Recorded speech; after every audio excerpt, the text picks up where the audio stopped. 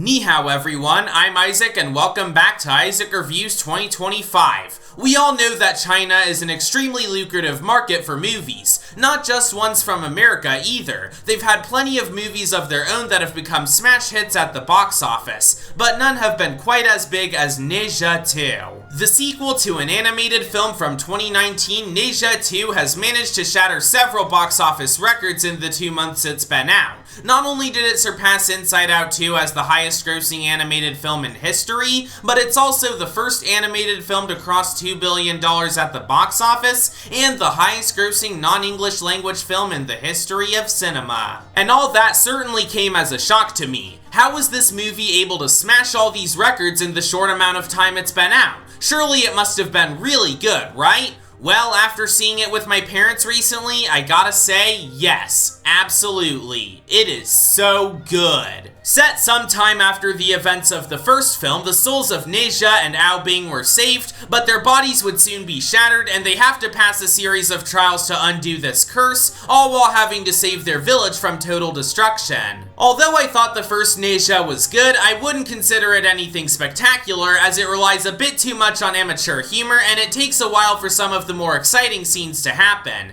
It's really solid otherwise, especially the action scenes, but it could have been better. Ne Zha 2, on the other hand, is a significant step up from before. It's even friendly enough for newcomers as it does explain what happened before and it's easy to follow along with, but the first one is still worth checking out for the added context. It doubles down on not just the world building, which was great here, but also the development of Ne Zha and Ao Bing with the new struggles they face, providing some strong emotional moments and worthwhile themes about identity, destiny, and rebellion. And while there are still a few moments of gross out, it's not as frequent as before and I was able to get used to it after a while. So while it may be a drawback for some viewers, I personally wasn't all that bothered by it. Also, this might not sound like too big of a problem, but there were some mistranslations in the English subtitles that I found a bit odd. It's definitely not a big enough problem for me to dock any points here, it was just something I noticed while watching it. Otherwise, Ne Zha 2 was a fantastic experience, especially regarding the action and animation. Like, if I'm being honest, this has some of the best animated action I've seen in recent memory. The animation itself is great with cool character designs and loads of energy and expressiveness, but it really shines with the action. The choreography is striking and the locations and characters' abilities are used in extremely creative ways, all while feeling super well paced considering the long runtime.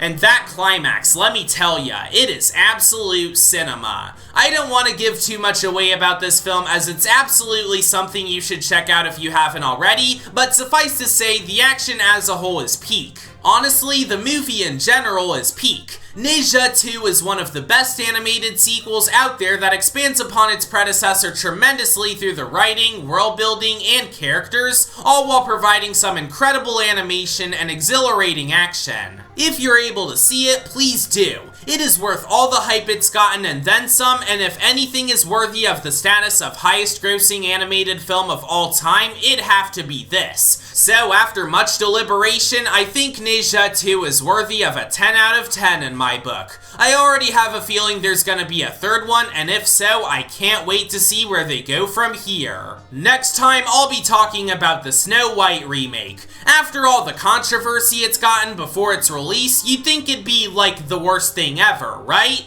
Well, not really. It's just kinda there, if I'm being honest. Anyways, thanks for watching this episode of Isaac Reviews 2025. Subscribe for more videos like this, and I'll see you all later.